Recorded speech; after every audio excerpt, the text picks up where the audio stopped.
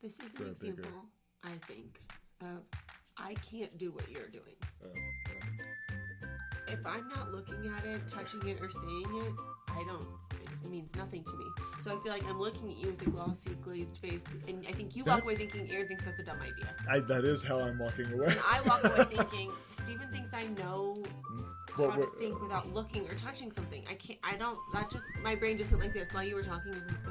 It was like, your idea is so important. Thank you for sharing it. It's not about that. It's that I can't grasp that. There's something there connected to shame. And so and I think that the reason that this is an important podcast episode, because trust us, we don't like talking about shame any more than you like listening to shame, but we're going to try to make it really, really practical about like how it might be coming out for you, how it might be interrupting, because it doesn't track for most people. Like, I don't feel shame or I'm not ashamed or my partner's not ashamed. Like that doesn't resonate, but we're going to show you how it creeps in. It's an insidious little thing. And it really is very present in most negative communication cycles. Yeah. So this is one of those deeper level things that if you were to sit in a coaching session with Aaron and I, that we would drill down on, and this is the kind of conversation that we would have with a couple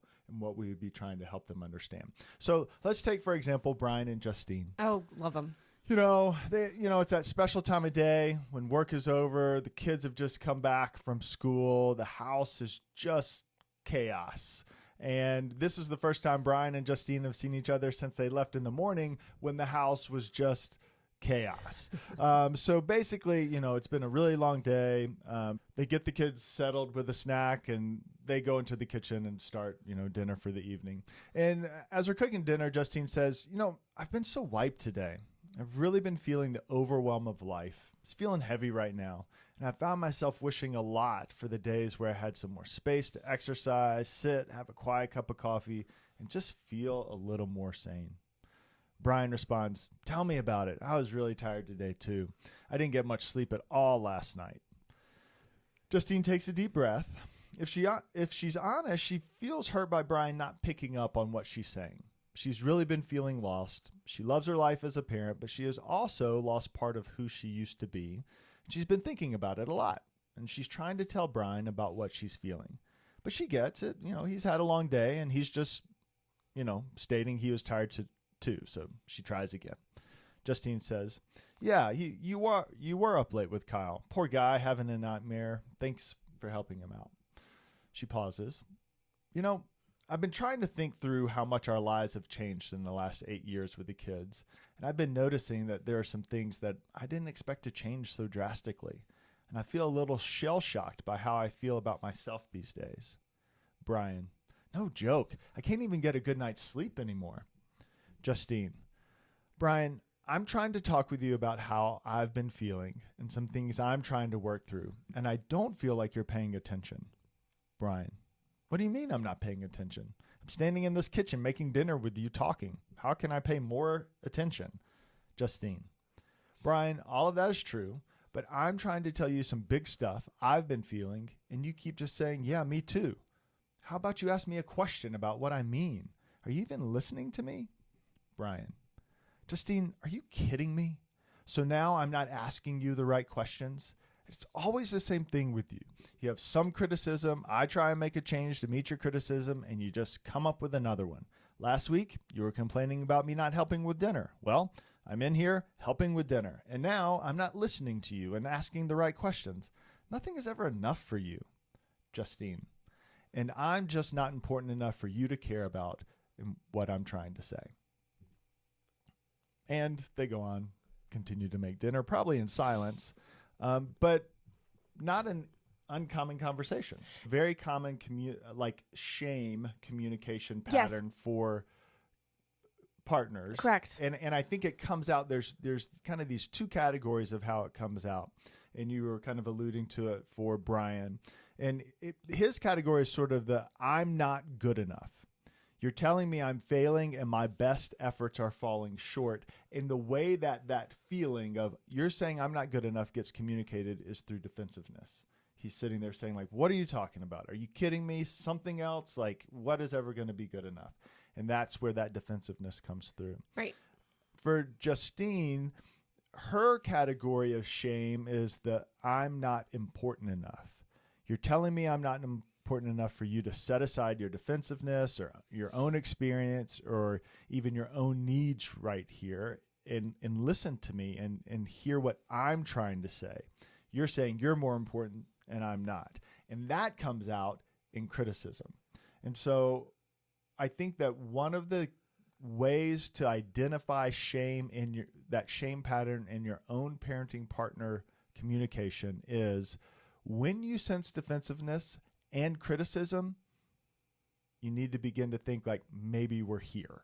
Because here's the thing, everything, because I don't think most of us are walking around being like, I'm just not important enough. I'm not enough. But I do think a lot of us say the things about like, they'll never be vulnerable. Mm-hmm. That is the same thing as saying, I am not important enough. They'll never understand me, or they'll never want to understand me. They can't understand me. They couldn't. Like that is a different way of saying that. And then the I am not enough is it's never enough. There, and there's always a next need. And we've worked with a lot of couples at this point, and people don't come in and say like, you know what the core of our problem is? I'm just not enough. Yeah. I just don't feel important enough. People don't know to say that. That is not the thing that we feel or the thought that comes. And, when we think about shame, there's this idea that shame is connected to this feeling that someone has that somehow they are being told there's something wrong with them, like who they are, like they're missing something, they're deficient in some way, and they either feel that way themselves or they feel like they're being told that by their partner. And then I think, because the way that registers for me, because I think what you're saying is true, but that is not how I experientially feel or think about that. What I hear in my own shame moments is I'm never going to get what I want. My story is always going to be repeated. I'm asking too much maybe, but I don't think I'm asking too much. I just think you don't know how to give me what I want. Right. And that's part of how this shame pattern gets partners thinking. I'm ready. So a partner who is maybe in that place of I'm not enough. These are some things that might roll through their mind, and it might not be this exact wording. So, kind of adjust it for who you are, but this feeling of I'm deficient. I'm unable to act and impact others positively. I lack what is needed for the moment. And I feel foolish for hoping that someone would accept me. I feel shame. Because I think that person who's not enough just wants someone to be like, look, everything you're doing, all your work, all your efforts, all your heart, all your, I see it. I see it, and it doesn't have to be perfect, and it doesn't have to be flawless, but like I hear the heart and I see the effort behind it, and I appreciate that and I accept it. And when they receive criticism, what they have a sense that they're being told is you are not accepted, and that feels terrible. But then they also can feel terrible for even wanting it. I just shouldn't even want it. You know what? Forget it. It doesn't even matter.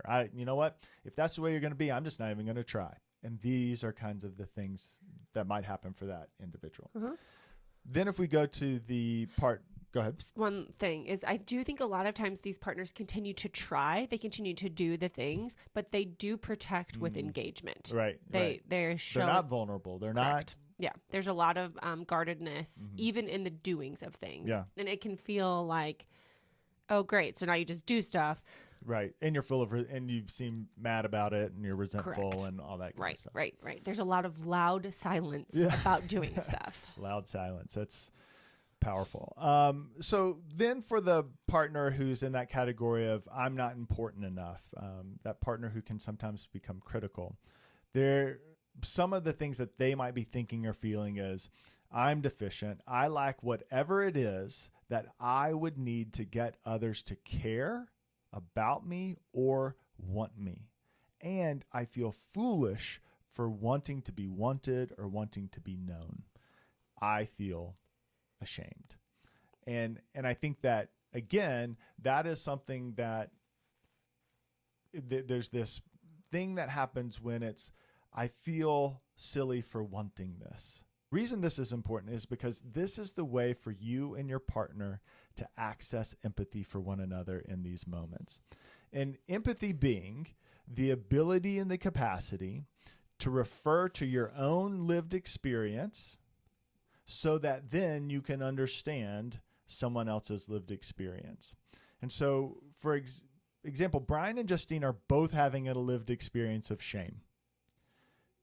They have to be aware of how their shame operates and then how their shame operates in their communication so that they can recognize, wait a second, I'm feeling defensive, you're feeling critical, are we in this shame pattern? And then this is it. You know what? I don't like feeling shame.